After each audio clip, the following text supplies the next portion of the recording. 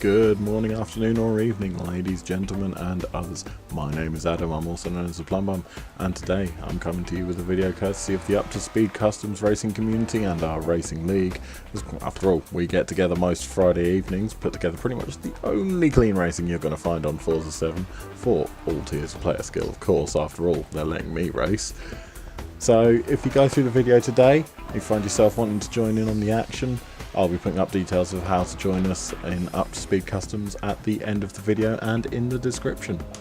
So, on to this week's race, which oddly for my first video on our racing series is actually the very last race of our current season, Season 3, our final battleground being my personal favourite track in this entire game, 13 laps at the Mazda Raceway Laguna Seca, and I can hear you already down there in the comments. I'm aware it's now the WeatherTech Raceway Laguna Seca, but you know, in my heart it's always going to be the Mazda Raceway.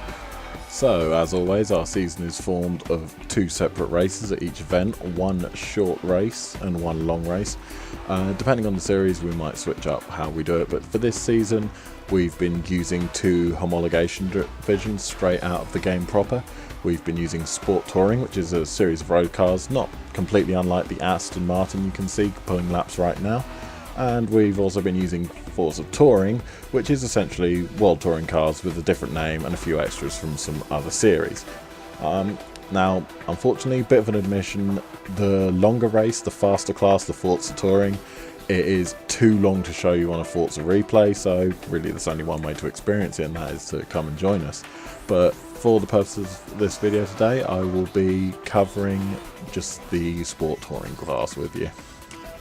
Still, there is a matter of hand, so we are going to join the action of our race at the end of our formation lap, and we'll see how the action brews from there. So here we are at the start of the race. We're just coming off the end of our formation lap. We use just to get the tyres warm, gets all in single file, makes it a bit less likely that we're going to kill each other off the start line, which usually is a plus side, you know. So we're following myself here in the number 82 Aston Martin, and then we approach the first hairpin of Laguna Seca, which is a deceptively slow corner. You only want to be doing 50 tops when you go through this. Fortunately enough for me, the gentleman in front of me, that is Oz888, gets it all a bit wrong around the corner, kicks the back of his HSV out, and I just about managed to sneak around the inside to make the first overtaking manoeuvre of the race. And sadly, that was not the end of the woes for our Australian friend, who quickly found himself with just Lou 72 in the yellow Ford Mustang number 72, naturally, right up behind him throughout the entire first lap. And then we start the second lap here. We can see he's really getting close now and applying some serious pressure. And all things considered, with how much that he's fighting the car at the start of the race, he gets around the Andretti hairpin this time without any problems, but he's still got that Mustang right on his rear bumper, and ultimately he ends up going a bit wide at turn number 5, and this costs him a position to Lou, who now comes up into 7th. And then as we head to the front of the race, we see KS Woodglue leading from Schneeb 108, leading from Disgruntled USMC, leading from Super Speed. Although I'm going to call attention to the 3rd and 4th in this particular situation, Disgruntled and Super, as you're going to see these guys race for the pretty much entirety of the duration here. Now unfortunately here, Schneeb goes a bit wide, ends up falling back on Disgruntled in the Monster branded HSV and Super in the Bose branded HSV, and the fight between Super and Disgruntled ends up for 2nd as Woodglue takes advantage of the commotion and pulls out a little lead into the 1st position. And I am sure we will be coming back to these two. Now, credit where credit is due. Even though he wasn't at the front of the race this week, Lou was putting in a pretty incredible performance in his Mustang. So as we cut back to him here, he's chasing down a particular Aston Martin, run by nobody in particular, not me at all, and he is bearing down on me like an absolute Aston-seeking missile. He sticks right to my bumper, just as he did with Oz, and builds the pressure, and eventually he gets through because under all the pressure I get everything completely wrong at the corkscrew, have massive sideways moments and leave the door wide open for him to come through. I do try to mount a small fight back through Rainy as I get the inside line, but ultimately I can't exploit it and Lou heads off ahead of me.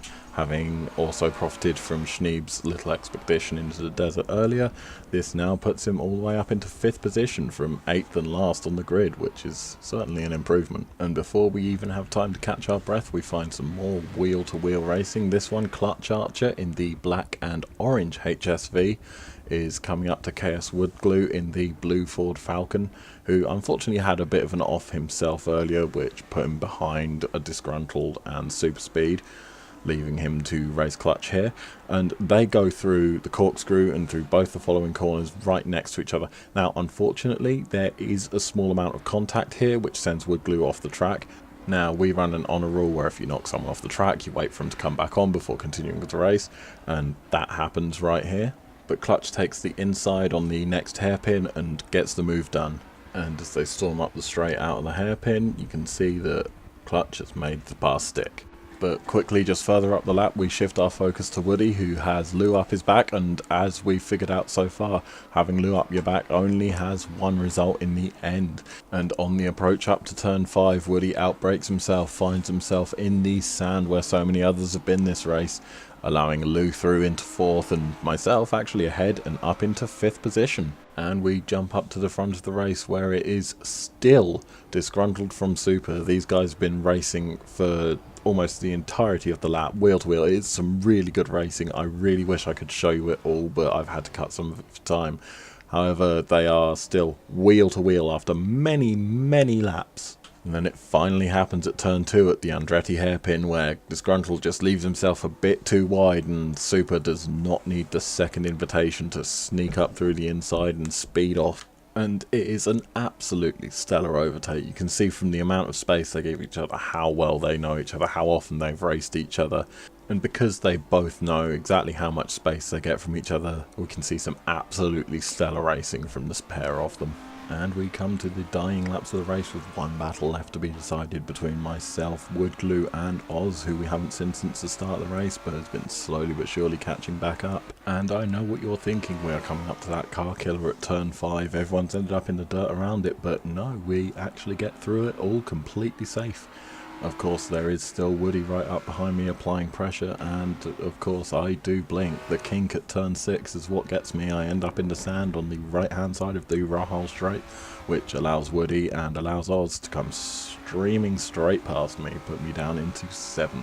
And that is the last big moment of our race. I want to say congratulations to our podium for this week, which is Super Speed coming through in 1st, Disgruntled for coming through in 2nd, and Clutch Archer making his way through in 3rd. And so that is the coverage of this week's race. If you thought that looked interesting and you want to come join in, come join our Discord at uptospeedcustoms.com. The link will be found in the description.